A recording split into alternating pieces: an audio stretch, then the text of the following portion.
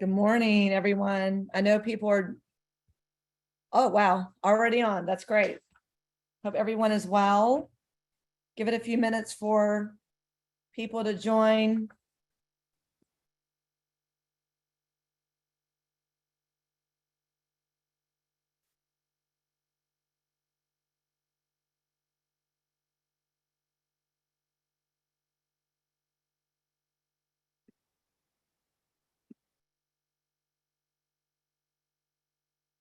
Okay, we'll go ahead and start. I think everyone knows me, but for those who don't, I'm Katie Howard. I am the Board of Education District 1 representative, and it's great to have you all here today. And I know my community virtual coffee meeting is later than usual. I apologize. I had some conflicts the other Fridays in September. So thank you all for being flexible and bearing with me. I try to do the first Friday of the month, and I'll be back on that schedule for October, November, and December. And I also want to mention that my community coffees out in the district are changing up. I am now going to be focused on going to PTA meetings and just making myself available to families, the community with whatever they've got going on. If someone wants to host something small at their house, I will certainly go. Or if it's a fall festival or whatever it may be, I'm going to just go out and meet families and members of the community where they are. So I will do my best to keep people updated on where I am and what I'm doing, but I will not be having my regularly, which did move around some too, Saturday coffees at Wingate or at community grounds. I'm going to be moving out into Board of Education District 1. So you'll see me out there for sure. But I will stick with once a month virtual coffees, well, virtual meetings, which I hope you do have your coffee. So with that, I have some updates about things going on in the district as in Board of Education District 1 I want to share, as well as give some updates around our progress monitoring with SOFG. But before I do want to make sure I recognize my fellow board members. Thank you so much for being here, as well as people from downtown from APS. Appreciate them being here as well to support. I know we have board member Briscoe Brown, board member Jones. Good morning. Olympiadis. Anybody else I'm missing? Put it in the chat. And Keith is on to support me as always, but he is multitasking this morning. So if y'all could bear with me as I try to monitor the chat as well. And then from APS, we have, I know B from Family Engagement, Keisha. I know Travis is driving and here for support, but he may drop off. So, but I appreciate him being on. Who am I missing? Please. Kyrie Richards from Family Engagement. Thank you so much. I'm trying to see everyone. And I know, let's see. David Galban. Hello. And then I know Ms. Williams Saunders from Purpose Built. I see you on. Thank you for being here. Anybody else? Oh, did you get David Ms. Galban? Sutton, I see you. Hi, thank you for being here. Also, Purpose Built. You're with Price, correct? That's correct. Yes, ma'am. Great. Thank you. Great. I appreciate you being here. Hey, Katie, this is Carolyn Barnett. Oh, hey, Carolyn. Yes, we spoke. Thank you for checking back in with me. Say good morning to you and then quickly going through. Thank you, Carolyn, so much for being here, because I'll let you share some updates regarding the Carver cluster. So thank you again, Carolyn. I know you're driving as well, so thank you for multitasking. And let's just get into that. Lots going on in the Carver cluster. I am clearly very excited about it. Continuing to build out the Carver cluster and build upon the momentum that's definitely there from principals and leaders in the schools and in the community, and really spreading the word out to more of the community, to families who have students in the schools, as well as those who don't, but are certainly invested in their community and care about what's going on in their schools. So now that we have the signature program selected for the Carver cluster, which is STEM, and that could also become STEAM with, I know purpose-built having STEAM at the high school. Looking at some events to really showcase those things and make sure people know what's going on. We have the September 27th event. Carolyn, do you want to share a little bit about that as well as the one on October 22nd? Sorry, she might be on mute or driving. Sure, I thought you were going to do I can do it. You want me to do it? Sure, and I can back you up on it. I'm Yeah. just excited, and I know that others on the call are very excited about it.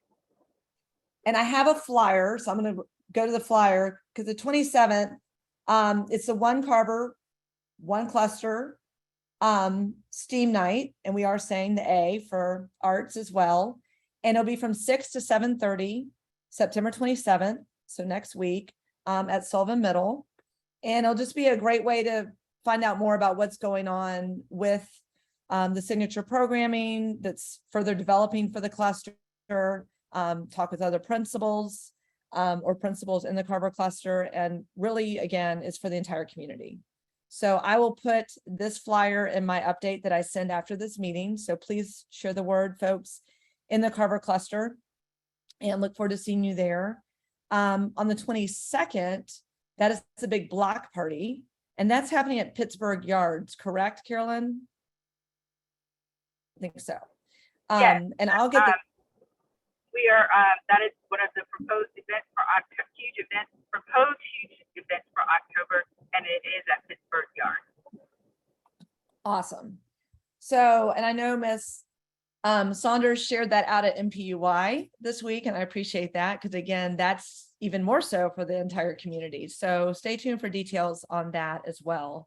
I'm excited about both of those events and continuing to get feedback on ways we can support and further develop the Carver cluster. Moving along. Can I just, it's yeah. Kara Fertazzi. Hey, How are Kara, you? How are you? I'm glad you're joining us. Also, sorry. associated I with just joined. Purpose-Built.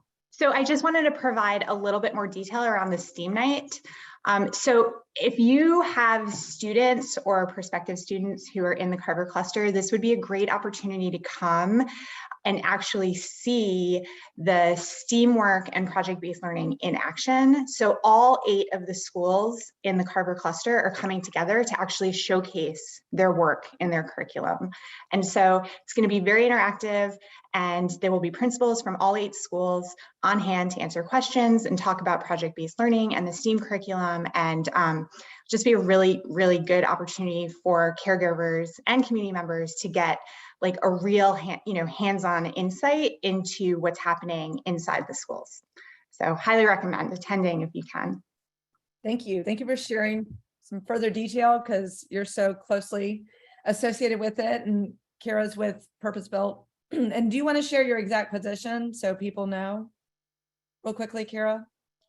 My position. I'm sorry. I thought you said petition. Oh, sorry. Your position like with Purpose-Built, because I mentioned some other people in the schools are with, so. Yep. So I'm Kara Fertazzi, and I'm Director of Strategic Communications and External Relations at Purpose-Built. And so we have been working closely with APS on this One Carver initiative. And there's going to be, there's the 2 events that Katie just talked about. And then, we hope to have additional events throughout the year and have this be an annual thing.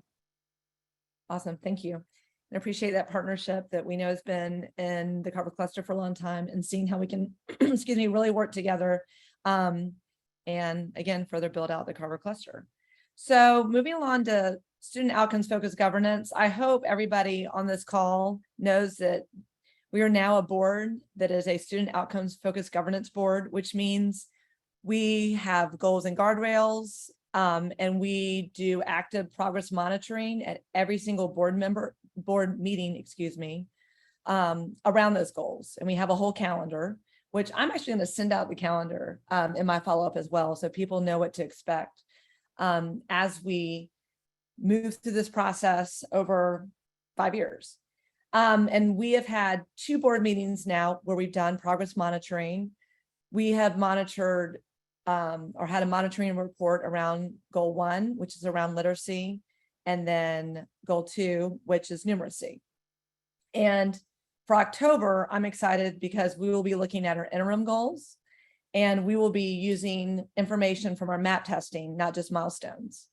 So I know that it can seem overwhelming and a lot, but tuning into our meetings and hearing us spend 90 minutes of our meetings really getting into the data and asking the questions of what and why, which is, you know, what, like, or rather who, and including what, who is struggling the most, why, and what are we doing as a system to make sure we're addressing the student needs and gaps, which are also opportunities.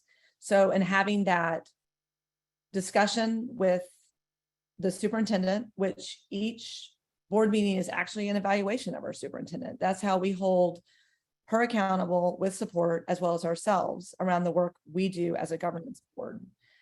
This is the work of a Board of Education. So it is a developing process for APS. I'm really proud of us for the work we're doing around it, the incredible staff supporting us with the data, also pushing around innovation and what we're doing to make sure we're addressing all our students' needs, which is a cross-section of needs. And we know that also, you know, measuring is not just about where kids are. And I'm not going to say just testing. MAP is looking at growth, and that's what we want to see. We want to see growth. We know kids who have been behind are not going to all of a sudden be at grade level. It's going to take time, but we want to make sure we're doing things, approaches, practices that are proven that are showing consistent growth and our kids are developing. So, and we're also, you know, I'm looking forward to measuring those things in terms of how our kids feel at school, what's going on with the environment, and also how we are making sure we have a supportive environment, all our schools around climate and culture, not just for students, but for our staff, our educators, everybody. So it's a lot of, you know, intense, focused work, and we're learning too. So thank you for having grace with board members as they work through this process, and our superintendent. But I'm excited about all that's to come, and I'm proud of us for diving deep into it and looking forward to October and measuring our interim goals. I'll send out some additional talking points that were provided to me by the district, which are extremely helpful, but I'm not going to run through all of them now. But they do touch on some of the things we're doing to address the gaps we have for the support students. You all know about the additional 30 minutes a day that's been added, which we want to definitely keep checking in on to see, is that making a difference? Are we seeing growth in our students from that additional 30 minutes? How's that being utilized at every single school? We're not looking at school by school right now, but we're looking at subgroups of students, but even further breaking out that subgroup. So stay tuned as we work through this process continually. We'll send out some follow-up as well, but I'll pause there because I know I've been talking for a long time, considering it is 9:17 and this meeting we want to last about an hour. If it goes over a little bit, that is fine. I am seeing questions in the chat. I know, Dion, you have some, and I can work through some of those. Let me just make sure I'm not missing anybody else who has questions. And if y'all don't mind, since I can't see everybody quickly, and Keith is multitasking, even though I know I have a lot of support on this call, if you could actually put your questions in the chat, that would help me. Hey, Waikisha, I appreciate you being here, representing the Atlanta Council of PTAs. All right, so Dion, I will. Yeah, I can just ask my questions. Yeah, that's I guess fine. I'll let you go ahead. there's and ask two- it. There's two that I have is we keep asking for the information more on the review and contract renewal of the superintendent. If we could get more information on that and a timeline and more transparency, I think that was promised to APS stakeholders as a whole during the Karstafen change of leadership. And we would really like that. I keep hearing that repeated at different meetings. And then the second question is I believe you work with the Atlanta City Council, correct? That's your daytime job? Mhm. Okay, Correct. so maybe you can provide some insight on the city redistricting and how that will impact the Board of Education members. And I don't know your role at the Atlanta, I just know that you've worked there for a couple of years, I believe. So hoping, from what I'm hearing, part of Virginia Highlands will be impacted.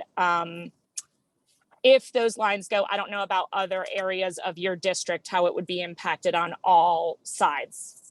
But if you could just briefly tell us a good source for that or information or a quick timeline, just like 1 minute or.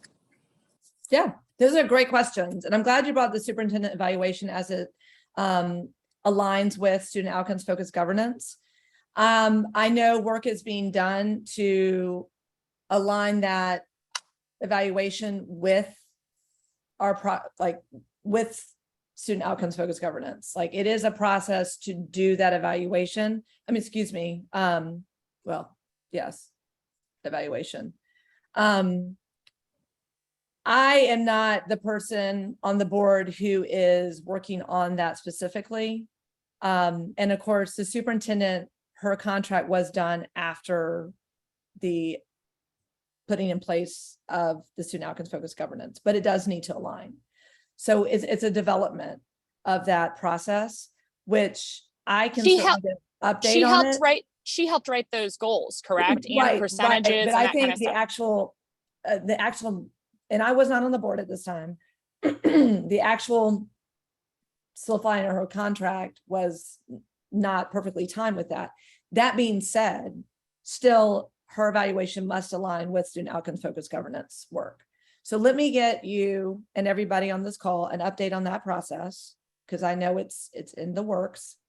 But you're exactly right. Like it does have to align with our student outcomes focused governance work and the progress monitoring and where we are in growth and things like that. And I am doing a fellowship right now with school board partners. So I'm learning more about how other systems are doing it. And it's really exciting to see, because student outcomes focused governance is not about a hammer, it's about a flashlight. And it's about support. It's about, yes, asking hard questions, which should be asked of all of us and our superintendent around the work we're doing to support students and make sure they're learning and growing. But it's also with the support from the board. So it has to be a collaborative, mutual working, process. So I will get you the update on that, Dion. I'm glad you brought up that question. It's a really important one. On redistricting at the city level, and just full transparency, I do work for a city council member, and I've worked for city council members for the last, 20 years. So that has been my other role in life, my career. But it does mean I do know firsthand what's going on with redistricting at the city, which is done after the census every 10 years. It's been pushed back because of COVID, blah, blah, blah. Everybody knows about that.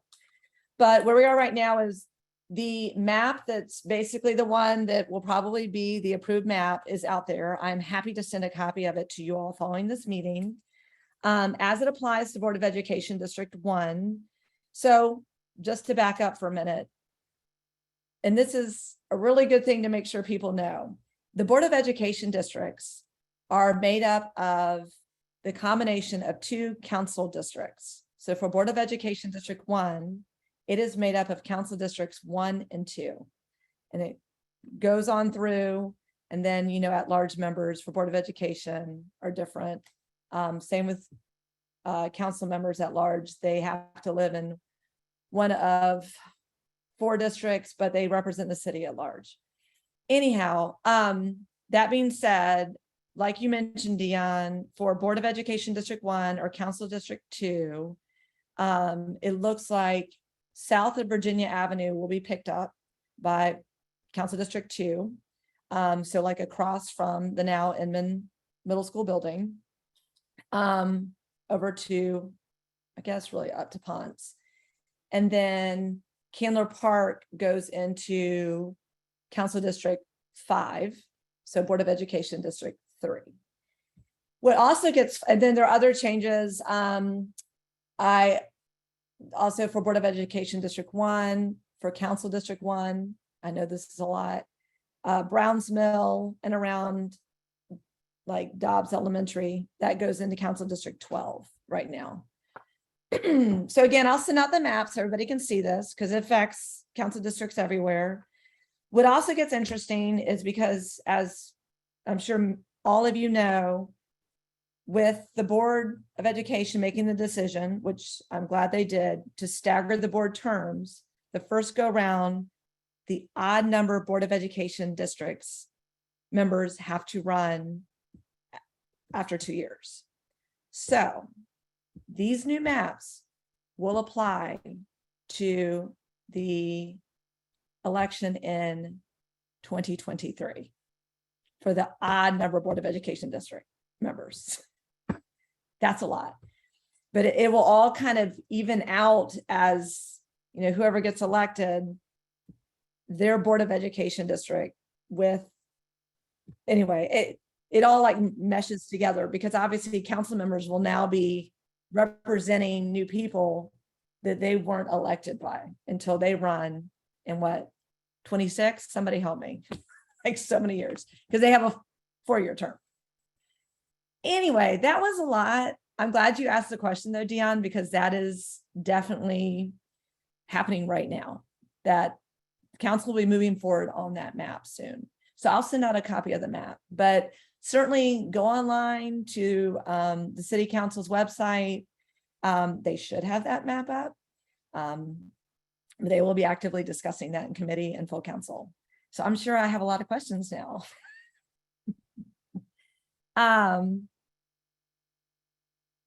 Yeah, okay, I see Dion. Okay, Dion will follow up on the question about getting update district documents on these issues. We can do that or whatever's available. I don't know exactly, but we'll certainly follow up on that. Thank you, Cynthia, for filling me in on the process there. Vice Chair Baldwin is on the Accountability Commission, and that committee is the one working on the development of the superintendent evaluation in alignment with SOFG. So we will follow up. Thank you for pointing that out. I appreciate that. Katie, can I chime in Yeah, on that committee as well? right. And I see that not only was, I appreciate Cynthia chiming in and the question being asked, and I see that there's another question being asked by Mr. Johnson. We are working towards having 2 pieces to that evaluation. There's a confidentiality piece that's within the superintendent's contract, where I guess from a personnel perspective, we give more detail with respect to what we are expecting. And we are requesting that there is a piece that goes out to the public that is more transparent, that explains exactly to the public what the expectations are and where we are as an administration and our viewpoint on the superintendent. So it's in the works. We had something in the past that really didn't work quite well, or I guess maybe it worked, but I don't think it was sufficient. And we're trying to create something that's a little bit more sufficient, if that makes sense. Yeah, and it does align with SOFG though. Of I mean, course, yes. Yes, and Yes. I think that's important to note for everyone that will be different than what's been done in the past because we're a student governance board. So I really appreciate that, Michelle. Thank you for chiming in. And, you know, anything you can share with me that I can then send out to everybody would be awesome. Like at this point, kind of outlining that. what Yeah, people said. I'll have to talk to Retta about that, but I appreciate the feedback and I will talk to her about it. It's just, we're kind of in that kind of, I don't know what it is, weird space where we're trying to work with the administration and saying, hey, we want to have these changes so that there's actually a tool where the public can say, this is what the superintendent and the administration have been held accountable for. Appreciate that. And yeah, you and I can kind of type up what you said and send that out. And Dion, we can include the timeline with that. Paula, thank you for being on. I see you put in the chat. Is that a flyer about a fall festival? I don't want to click on it because I think it'll mess me up. But I can send it out. Do you want to quickly share with everyone with the Atlanta Council of PTAs what's coming up? This Saturday, we are having a training for all Atlanta Council PTAs. We're inviting PTA, PTO, even if you do not have a PTA right now, so that we can help people understand what a PTA an Atlanta PTA in good standing looks like. We're working hard to bring our PTAs back after the pandemic. And that means helping everyone learn any nonprofit IRS implications, things like that, and really just getting the admin pieces together and demystifying and teaching. So thank you for our ability to plug what we're doing this Saturday. And the Zoom link is on the flyer, and it will be at 10 a.m. So Great. we I'll hope to send see that everybody out there. Yep. Today, Paula, to make sure people have that in advance for tomorrow.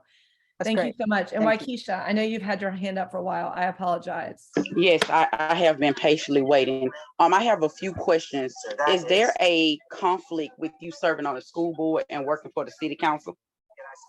No, I have Okay. definitely checked that. I've gone through the ethics office at the city, through the law department there, and the law department at APS. Okay, no, So that's we fine. are two separate charters, no conflict. Now, I will say, if there was something involving the city that we had to vote on as a board, I would abstain, in abundance of caution. Okay, so when it comes to what you just spoke of, redistricting the Dunbar, because you work for the council member, you will excuse yourself for voting. Is that correct?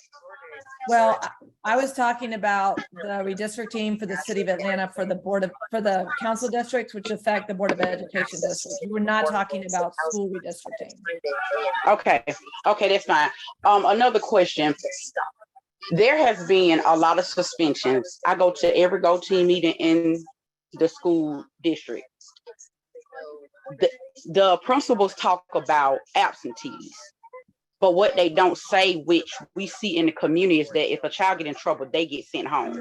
Now, we all have, or some of us have seen the data, which is so bad. That data is so bad. I don't care how you try to address it. You know, when you see schools that have, 50 to 80% of their kids not reading on grade level from 3 through 8, that is sick. I gotta just be honest about this here. But we're seeing kids that are being sent home. They got in trouble, they did something wrong, and instead of them going to in-school suspension, they're being sent home. They're being sent home without any, and I brought this up to Ishay the other day, without any homework, without any schoolwork. How is that being addressed? Is that even on people's radar? Because if we're saying that these kids are behind, but yet when they are in school, they get sent home, how is that helping the kids learn anything? And I feel like that is setting them up for failure. And I do feel like specific kids are being targeted with this, oh, you go home for one day. There's no way in the world we're going to send kids home 2 and 3 times out of the week for one day. And then we get in Go Team meetings and say, hey, we got an attendance problem. No, we might have a leadership problem. And I want to know what the school board is doing about that, because that is not something that just started. Suspension and behavior has always been a issue, but we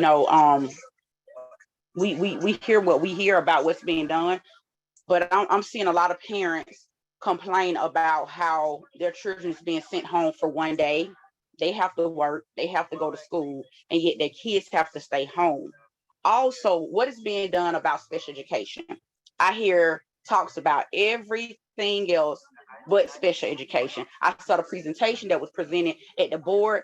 You guys did somewhat a decent job. No, that's wrong.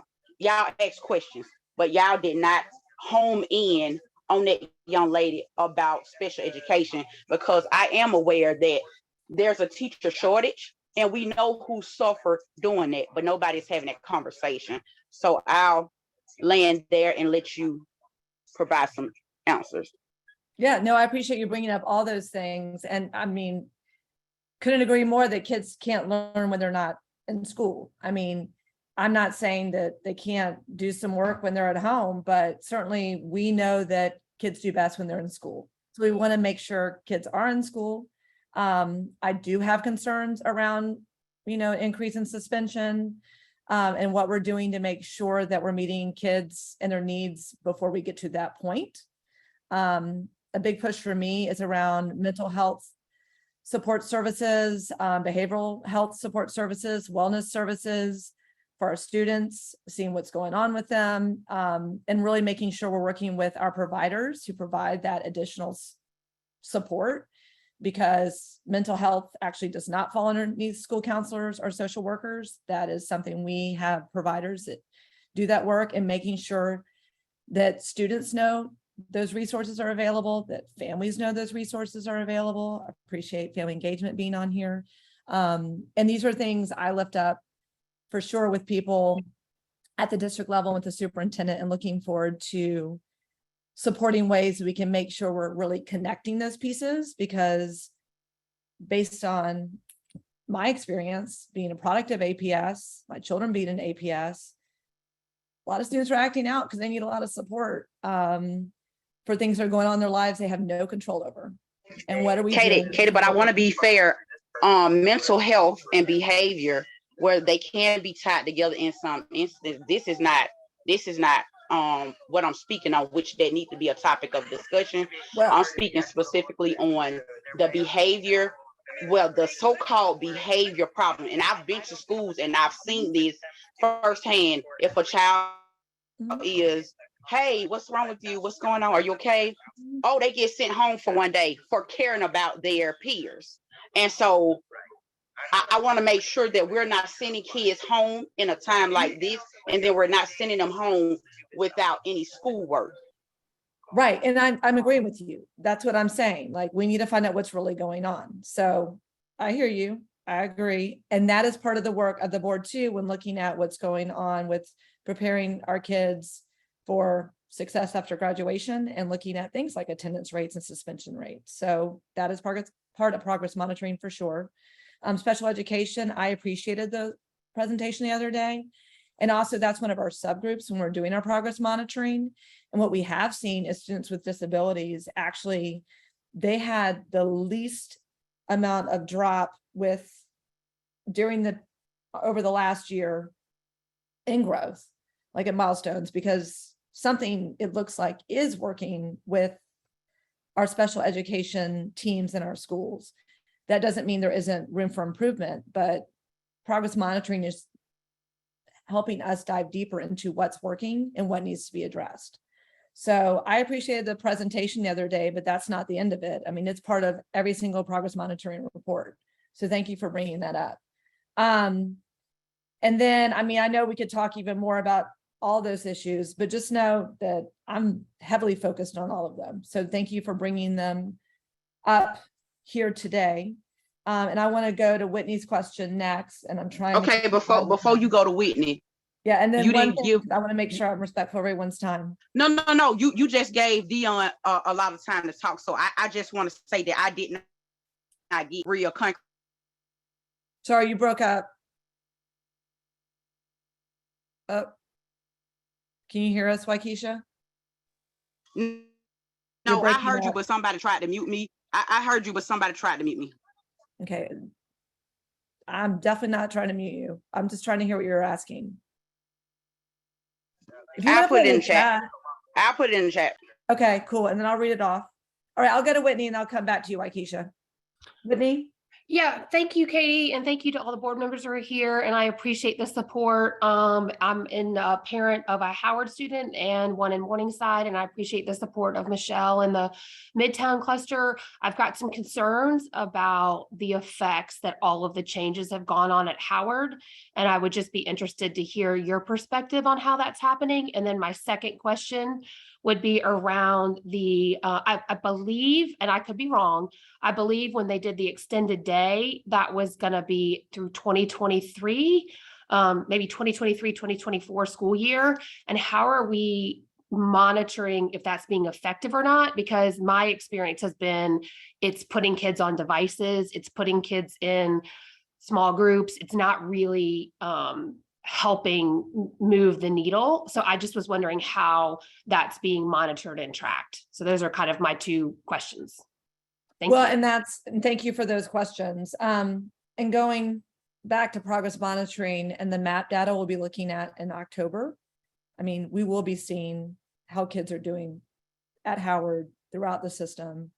And certainly just the direct work with the superintendent and associate soups. I mean, looking at that continually, clearly there's been a lot going on at Howard, and making sure, we're always focused on students, even with transition and change. We know we have fabulous teachers at Howard who are working really hard. We have some new teachers too. And the reality is, we are in a world right now where we got to do everything we can to support our amazing teachers, but we know people are not continuing always in that profession. So making sure we have really solid supported people in the classroom. But the MAP data will be showing us what's going on. So from the board perspective, that's the main way we're monitoring. And certainly any specific concerns you have, send those through Let's Talk, type them up in the chat today. Someone can follow up with you as well, and they can talk more deeply about what is being done at Howard specifically. And I guess a question that I had asked on a different meeting was, I was part of a small group, and I know this is a small group, but we had teachers, there's a teacher shortage, and I'm just concerned we were mapped into AVA and then mapped back out.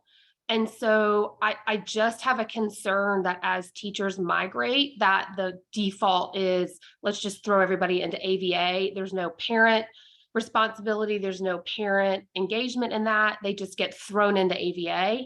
And to me, that's not a good solution. Well, and I will say, having one of my children she had to do AVA for algebra last year in 8th grade at King, because that algebra teacher for that level has to be high school certified. And that's a hard person to find to teach 8th grade algebra. And there was a teacher who was able to support her and others to an extent in the classroom. She overall had a fine experience with AVA. It was a lot of work she had to do on her own, and it was an advanced class, so I think she was prepared for it. But can we further support students on AVA? 100%. But I do think overall it is a good option, certainly when we cannot have a teacher necessarily in the class. And for some students, we saw it worked really well, especially for high school during the pandemic. So yeah, but we just got a text message. We just got a text message that tomorrow your child will be in AVA.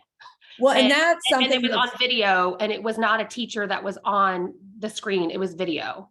And so that was disconcerting to a lot of us, that, we're looking for high school credit in these certain subjects. And I don't want to take a lot of time with this because I know it's very specialized, but I just am concerned that that's the default for APS, just to throw kids in AVA without any parent awareness. I don't think it's just default. I think it is something that's proven that AVA classes can work. But I hear you on how it was communicated. And I'm glad you brought that up. And I definitely think somebody can follow up with you specifically about that situation. I know there's been a lot of follow-up already, but not saying there shouldn't be more. But I hear you 100% on how that's communicated, and really explaining how this will work, how AVA is supported for kids at the school, but how it is an option when you cannot have a teacher in person at that point in time. And my understanding is a teacher has been hired to teach that class, which is great, because my kid did not have it at all last year at King. They had, but I just am voicing that because I think, as you guys are explaining, the overall teacher shortage could affect other classes, other grades, other schools. Like, I'm just bringing this up Mhm. we've resolved our issue, but I'm just bringing it up as a bigger issue as how APS is going to address that. I hear you, and I appreciate that. Thank you, especially on the communication. All right, so, and I know, and I appreciate people putting things in the chat, further elaborating on what schools are doing around supporting students and things related to the questions Waikisha brought up about suspension and attendance, and I brought up about mental health and wellness, so want to acknowledge that. And then Zachary, I know you have your hand up. Thank you for being patient. Of course, Katie. So I'm wondering if you or someone on the board, because I see several board members are on. First of all, my name is Zach Juneau. I have children at Morningside Elementary School, and I have concerns about the recommendation for a principal for the new Midtown Elementary or Midtown Cluster Elementary School, and then the next day it's rescinded. So I'm wondering if anybody can shed some light on APS strategy, the vetting process, community engagement, what's happening. This does not evoke any type of confidence, and it looks messy. So we at Morningside, we sent out a communication with the Digital Dolphin that an offer had been made for Carrie, and then within 30 minutes of that going to all the parents and parents that are intended for the Inman campus, we had to retract it. So can you speak to that and maybe let us know what some of the challenges were? What are some of the lessons that have been learned? No, I hear you, and I'm gonna ask Travis to first speak on that if he's still on this call, because clearly a lot has happened in the last 24 hours. And we were briefed by the superintendent. She did provide some talking points that I can go over around the process. And then the decision to not move forward. Travis, are you still on the call? I am. Can you hear me okay? Yes. Thank you. Would you mind actually sharing talking points first? And then I can add some kind of color, for lack of a better word, Yes. to this. Happy to. And I say that, and I've got to find that email right now because I want to make sure I go off of it. But yes, I mean, I hear you, Zachary, like it, there was a process that definitely this candidate went through. And I know since there isn't a Go team currently in place yet for the new K-5, that it was a group of people involved from the community and from the 2B school. I think it was maybe I can jump in there. can you Board jump in Member there Howard. and talk No about worries. that committee process? Yeah. Thank you, Travis. So the process for existing schools include Go teams as the interview panel. The process for a new school involves identifying similar representatives, since a Go team isn't established, to sit on an interview panel. The concerns that we heard from the interview panel in this specific process is that they felt like either information was not shared or they didn't have all of the information when they made recommendations for the candidates and interviewed the candidates. The district, I think, shared in a message yesterday that no information was withheld, that the administration, like everything, goes through background checks, calls previous districts, gets previous files, asks for feedback on qualifications and if there's any issues, and was unaware of stuff beyond, was unaware of anything that would have changed the opinion of the selection. Then received new information. A lot of the wind got taken out of the sails of our first, thanks to all those who came on Wednesday night and still pushed through to help design the new school. Some wind got taken out of the sails for what was going to be a really exciting opportunity to design a new school. And because of that, the superintendent is rescinding kind of that offer, and will now kind of look back at the candidates and review them to identify the next principal of the new K-5, and we'll continue to design the school. We had great turnout on Wednesday, and looking forward to more meetings in October to design the new school. I will say there were, I believe, 19 or 20 principal vacancies this past year. And we've had a lot of success with our principal process. I believe of them, 17 of them are going strong. 17 of the 19 are going strong this year. So always looking at ways to improve the process. But we are excited with many of the principals who've made it through the process so far. So Travis, just one more point, and then I'll let the rest of the meeting take place. It seemed there's a letter circulating regarding some of the toxic work environment at this principal's current elementary school in DeKalb County. It seems like really easy information to validate, and something that should be done with all of the candidates coming forward for this new elementary school. And I would just ask that that be done on the front end, so the parents don't have to do the heavy lifting. Sure, and I won't get into personnel conversations, but the district does talk to previous employers about all of that information, and so and came, had information shared through those previous employers. So, but I don't think was aware of the amount of information that came out of individual parents from the previous school, from my knowledge. But I appreciate that, and I will pass on to our HR team different ways to strengthen those kind of background checks. Thank you. Yeah, Travis, Thank you, hi, Travis. is it possible to just chime in on that?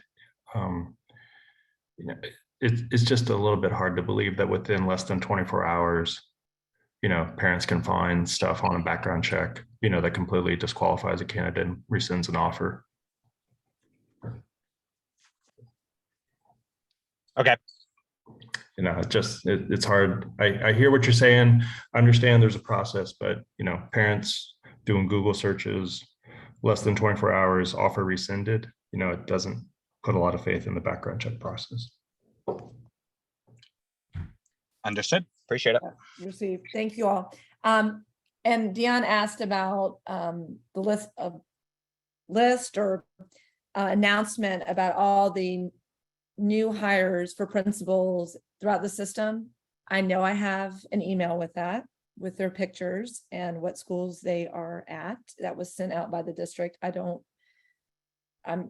sure it went broader than, I know it went broader than us, but I will happily send that out to everybody. And I will say there's a new principal at King Middle School. That's usually like put out in the AJC or a big APS communication. I'm at 2 different schools. I feel like I'm informed. I've never seen that communication. I have hope it. that I'll send it to you, Dion. I'll send it to you. And I remember going through and looking at all of them. So Travis, maybe the entire district could get that, or Miss Copeland, as it's been done in the past. I mean, I think it went out broadly, but we'll find out who exactly went out to, and receiving the feedback that you didn't get it. So there's a break in how broadly it was shared, because I know you're on a lot of distribution lists, so I hear you. But I know that, for instance, the new principal at King, she's been a great fit. So I have confidence certainly in the process, but hearing the feedback, Zachary, for sure, on what happened in this particular instance. So thank you. I want to be respectful of everyone's time. Candace, I know you have your hand up. Yeah, and I don't want to harp on this, I guess, too much, Travis. I appreciate you at the meeting. I agree with what you said. We do need to keep building this school. This obviously is a big hiccup, but Katie, you say you have confidence, and I mean, as you can tell by just these few parents talking in the chat as well, there's no longer a confidence from the parents. And now, unfortunately, you've lost confidence with the teachers. And that is frightening. That we cannot have that to start a new school. And so, as you can hear the frustration in everyone's voice, I just, I appreciate the board members, everyone on the call today who, helped get this resolved. But I guess, we have people already in the queue who we've, lifted up, who teachers are supporting as well. And so we just hope to, get that continued support from our board members to move this along. And like you said, you've a different school, you have a great principal and you trust the system. Hopefully you're hearing that, we don't. I hear you. And I hear you. I definitely hear you. And I'm glad you're, Travis and others are on the call who can also pass along what's being shared today, which I think the message has definitely been received, but I'm glad you all bring it up again here. No, I mean, leadership at schools is everything. The principal, I mean, to me, one of the most important jobs the superintendent has is hiring awesome leaders at our schools, our principals, period. It's true. So hear you. And we have high expectations for the leadership for all our schools. So I hear you 100%. Rob, I know you chimed in earlier. I want to acknowledge your hand being raised right now. No, thanks, Katie. And maybe more of a question for Travis, taking advantage of him being on the call. But I guess it's just interesting, maybe just as any insight that you provided about like how the district thinks about, going internal, with taking advantage of their leadership, candidates versus making a decision for an external candidate, for the Midtown cluster for both Howard and for the New Inman Elementary School, kind of made decisions to go external. I guess just how do we view those trade-offs, and what pushes the district to go outside when, at least for the Inman Elementary School, it seemed like there's some actually pretty qualified internal candidates, and why not take advantage of the talent development pipeline? I think those are great points. I'm glad you brought them up. I don't know if Travis, you might. I don't know if Travis can respond to all that, but if you can respond to that, or just if there's something to be shared.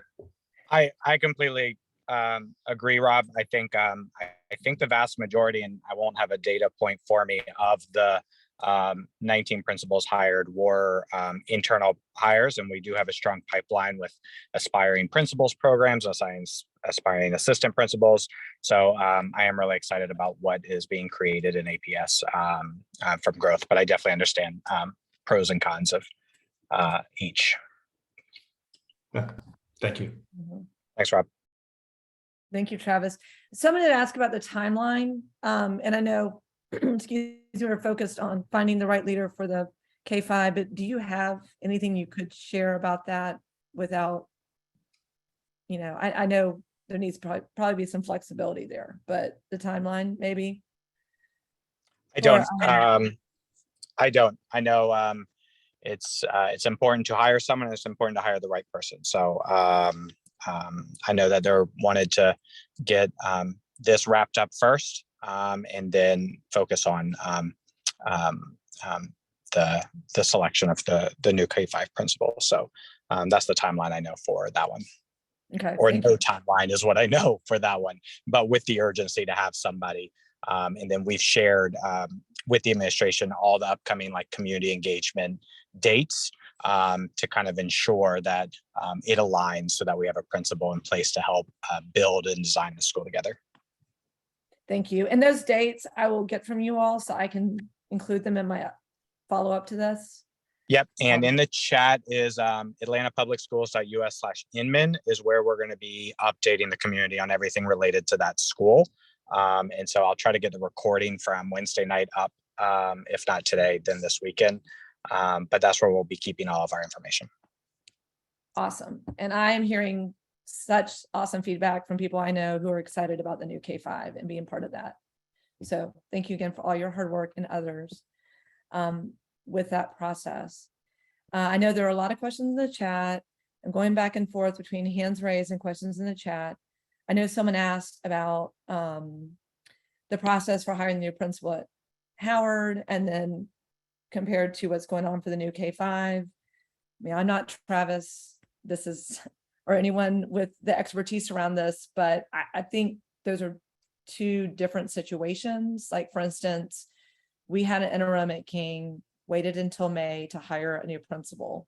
Clearly, the situation's been different at Howard with a principal starting the year, no longer being there, and having two interims come in. By the way, One of them was our interim at King, and she is a very tried and tested and hardworking leader who knows middle school. So, you know there'll be some stability there while you find, or the system works to find the right person to lead the school going forward. Whereas for the new K-5, having that principal help in the development of that new school. So Katie, I'm sorry, I didn't mean to No, chime no, in again, please, but please. I spoke to Dr. Herring specifically about Howard yesterday. I'm very concerned about the timeline with respect to the principal being hired, and have asked her and the administration to tighten the timeline to make sure that somebody is announced in January or February for wherever they need to fall in with respect to how that works, which is similar to kind of what happened with Dr. Maxwell when we brought him on board, because there is a very strong push in the Midtown community from fifth grade families to leave the system, and we don't want to have that happen. Okay, thank you for sharing that, Michelle.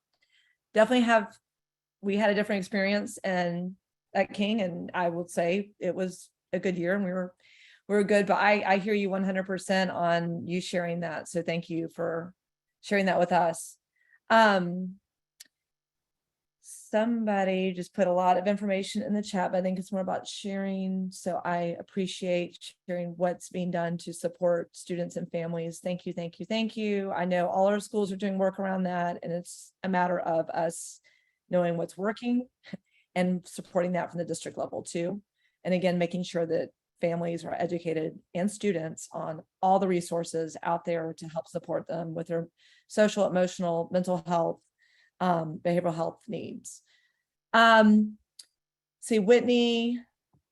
Yes. I will come back to you. Yes. Okay, thank you. So I'm sorry to take more time, but I just, as a parent who has a kid at Howard and one at Morningside, like the optics of these two principal things going on at the same time is disconcerting around what's the process and how are we going to get these people in place, because the community wants to come together and support Howard. I mean, that's a beautiful new school. And the first year it was open was COVID. And then we've had principal turnover. And then now, the community has been somewhat divided around the Inman K-5. And the optics around both of those is really divisive to the community. And I really want to be an advocate, but it's hard to be an advocate when these stumbling blocks keep happening.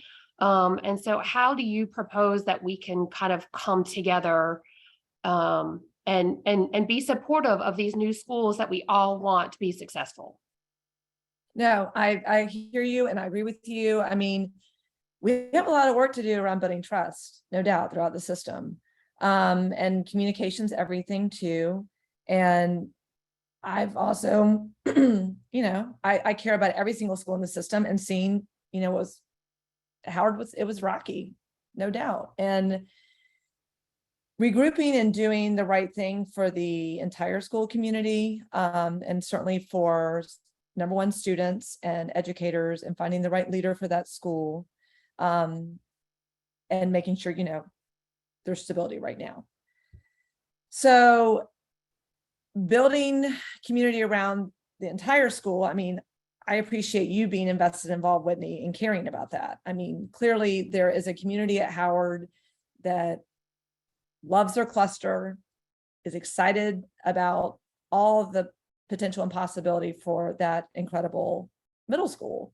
And yes, you need the right leader to help build that out too, and make sure they're focused on what's best for all students in the school. Michelle certainly offered, with her history and experience, what she's providing to the superintendent around addressing some of the concerns right now. I appreciate that. I just shared also that we had some transition at King, and allowing that time for the right leader to be selected really worked out well for us too. And certainly during that time frame, as you all are doing, we were rallying around our school and supporting all our educators and all our students and all our families. So I think that work always continues no matter what's going on with leadership, because change does happen. Principals, I've my kids unfortunately had 5 principals in their 7 years at Parkside. Was it ideal? No, but principals made some decisions, and there were interims in those years in between, but that did allow the district to find the right leader long-term, and that leader has been there for now 5-6 years. But I hear you 100% that we've got to do a better job around communicating, around transparency and trust, and making sure people have complete confidence in what we're doing as a district to find the right leaders. So I don't have all the answers for you right now, but know that I'm a part of a board that supports the work to make sure we are engaging with our communities and everyone feels or knows that they have a strong leader at their school and they know what that process is. But again, this falls under the superintendent. She has the expertise to make the right decisions around this with her team, but all of us leaning in to make sure that we understand the process and communicate that out. Katie, can I just chime in? And I'm sorry I'm doing this, but I think culture and community is important. And it seems like there is a one-size-fits-all model that's trying to be put on a majority of the clusters, and it's just not working. We talk about engagement in our goals and guardrails. We talk about transparency, but we're not seeing it. We talk about culture and community, but we're not seeing it. And we haven't seen it for a while with the 4-5 proposal, with the Howard principal. I mean, this is our 3rd round of principal selection at Howard in 12 months.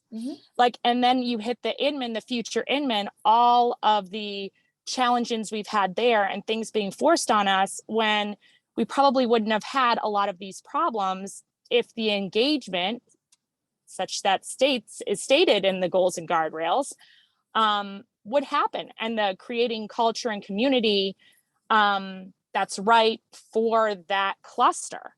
Again, as a Board of Education member and the other ones that are on here, I think you guys really need to look at that and see, like, these one-size-fits-all models, just they're not working. And the principal selection process is not working and needs to be designed for all of us. We're hearing that the challenges that we're having in our cluster are across the district. We just, as I said at a meeting last week, we just have more free time to make these meetings. And that's what it comes down to.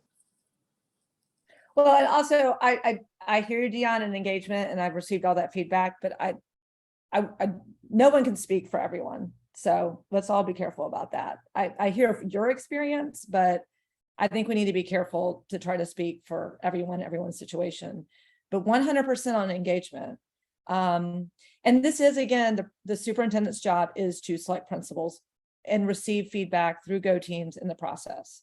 But I hear you 100% that, there have been some issues certainly of late with what's happening. I hope then with these, two I schools hope, in that in right. your cluster. Well, then I you. hope then one of the largest clusters, one of the most highly successful and most diverse, that these 2 examples and what we've gone through over the last 3 years is used in her accountability committee as part of her contract.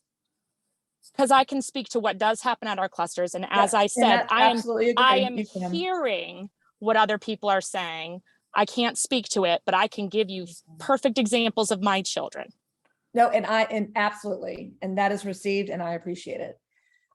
Because we're coming up, after 10 o'clock, I do want to make sure I recognize some things in the chat. B, can you make an announcement? Because your chat your message just disappeared, around an event that's happening for families with students with special needs. And then also the family engagement event in November. Could you mention those to everyone, please? Well, it's not an event that's happening for those with special needs, but it will be included in our family engagement conference. Thank you. If you could please, just cover that, because I was reading and then it disappeared.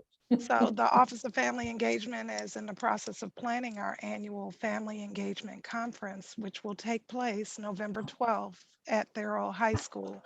And there will be some sessions included that will address, different types of options for our students who have disabilities who are transitioning out of high school.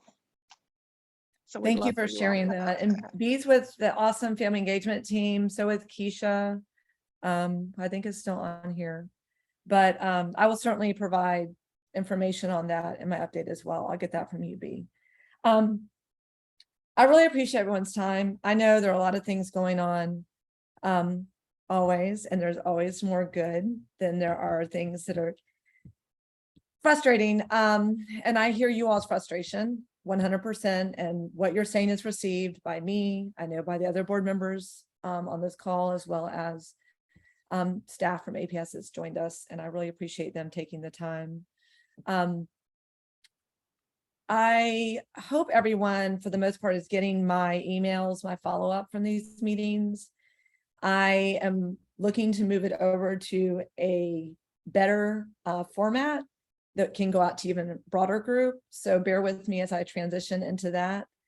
And I want to just make sure, you know, people are hearing my updates and they're able to share with me. Appreciate these opportunities to do this virtually because I hope it's easiest for people, but I am looking forward to seeing people out in the community, be it PTA or different fall festivals or family engagement events or football games or whatever event it may be. So thank you all for always engaging with me. I am all about this direct engagement. It certainly makes all of us stronger and our schools and systems stronger. So with that, unless there's anything else pressing, especially for anyone with the district who wants to share any announcements. When will this video be available? We've had a couple community coffees, the recording. When will Pierre be sending, or Keith be sending this out? Because they've been doing that now. I will check with Keith. He is multitasking this morning, so I don't want to speak And for him. at the beginning, it But all yeah. asks us that we agree to be recorded. So I know that has been the reason that has been stated why these weren't available, but it is. We all have to accept that. So Yeah, I'm fine with the recording being sent out. Fine with me. And how do we get on your distribution? Because I'm not getting any communication. So is there a way to sign up for that, or? Yeah, and in my process, I readily admit is not smooth. So I basically just build it with people whose information, like Deanne's on my list. And I, hope that people send it out to others. I kind of rely on that. But Whitney, if you put your email in the chat right now, I will make sure, and you all can always email Keith and he can get it to me, or you can email me directly. You can click on my picture at APS and say, add me to your distribution list. And Okay, I'll do that because the chat's closed. So I was going to ask that question in the chat, but I'll email you directly. Sorry, Yep. I'm not the one at the controls here. But yeah, I will, if you click on me, you'll get my email and I'll add you, Whitney. I'm happy to do that. Thank you for asking. And Paula, before I'll let you be our last question or hand up announcement. Well, I'm going to take advantage of the fact that we have a few board members on here, and hopefully that's Pierre behind the moniker and family engagement. And I just want to say, as we are creating policy around board member and family engagement, and that we do something more than 9 a.m. Friday meetings, because clearly the families that we most represent at Atlanta Public Schools cannot make these times. These are not even for working people. Whatever can be done to create better policies so that there is greater access to board conversations, besides recordings and things like that, because there's a lot lost in context. I would really, really appreciate it as you all shape policy. We've got to be more accessible. I know we keep saying that, but in the digital world we're in, we just have to find ways. This is not fair to the communities who most populate our schools. So I'm going to leave it at that, see what you all can come up with. No, thank you. And I certainly go out into the community, so I appreciate that greatly. And with the community engagement plan from the board level, it will be us going out in different ways. I mean, that's my vision and goal. And that would be the board piece. And of course, excuse me, the superintendent and her team have a piece with, any major decision changes. They have to have a community engagement plan for pretty much everything. I'd love to see it They're written working on down. that. I appreciate, family engagement, and that is done based on the situation, but family engagement being on this call today, talking about some of the ways they're engaging out in the community. But hear you. What I'm talking about is, as you all create policy regarding board member interaction with the community, that we do go ahead and see that policy for how that all works, so that all families are real clear on what their engagement opportunities are allowed to be. It can even be down to best practices. If you are going out to the community, letting the community know where it is that you are going, bringing a board member with you, those kinds of things. I think the community really needs to be able to see what their board members are supposed to be doing in a policy manner to know how their engagement works, not with Atlanta Public Schools as much as with our elected officials in tandem with Atlanta Public Schools. Mhm. That's Yeah, what I'm and that'll really be part of looking for. our community engagement plan. So I agree 100%, Paula. All right. Thank you all Thank you. again. Sure, thank you for being here today. I will send out my follow-up with announcements, flyers, and for some of these questions that have been asked, it will take a little more time to get a response from the district, but I will certainly follow up with that information. Paula, I'll try to just send out your flyer today though, because I know that's tomorrow. But thank you all again. I hope you all have a wonderful weekend out doing whatever makes you happy. And it's cooler today, which makes me happy, and not 90 degrees already.